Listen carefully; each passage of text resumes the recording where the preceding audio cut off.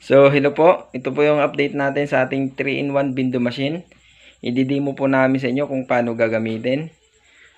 Ito rin po yung kanyang steps kung paano siya gagamitin. Napakadali lang po. Select mo lang yung kung ano yung gusto mo. Meron siyang number at indicator light.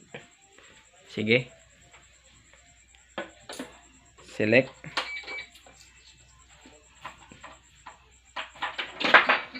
$20.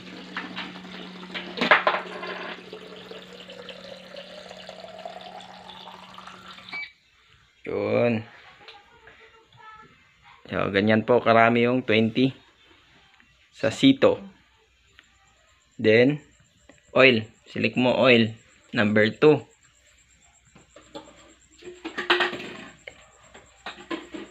So, wala po kaming bariya. Kinukuha lang namin pa ulit-ulit. Nakadepende po yung ano, kung adjust nyo na lang po yung dami. Depende po sa price nyo. Okay, pindot. Yun. 30 yung ano yan. Pero ito 30.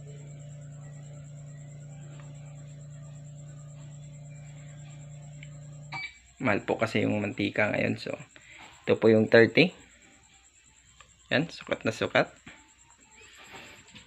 Sa sito. Then next po yung dishwashing. Hindi po namin ipinartnera ng suka kasi bihira yung bumibili dito ng suka. Yan. Kadali lang po. Op, wala. Select mo number 3. Yan. Pag nag-ilaw, 20. 20 lang.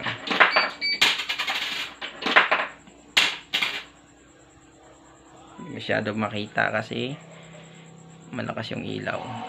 Ay, wala na naman yung ano. Wala na pong laman. Ugaliin lang po natin i-check. Ito yung dishwashing namin. Hanggang dito po ito. Sa 20. Pwede nyo rin i-adjust kung magkano yung gusto nyo. Yan po. Okay na po yung ating window machine. Ready to version 1 po ito. Pero yung ibibenta natin version 2. Mas maganda po yun. Bale, yung ina-accept po pala ng ating 3-in-1 window machine na coins. 5, 10, and 20. Hindi po tayo naglagay ng piso kasi mahirap siyang i-calibrate kasi malaki yung pump natin. Pero doon sa version 2 kaya po yun kasi magandang klaseng board yun. Ito po kasi kaya kalaking pump. Pag nilagay natin sa piso, mahirap.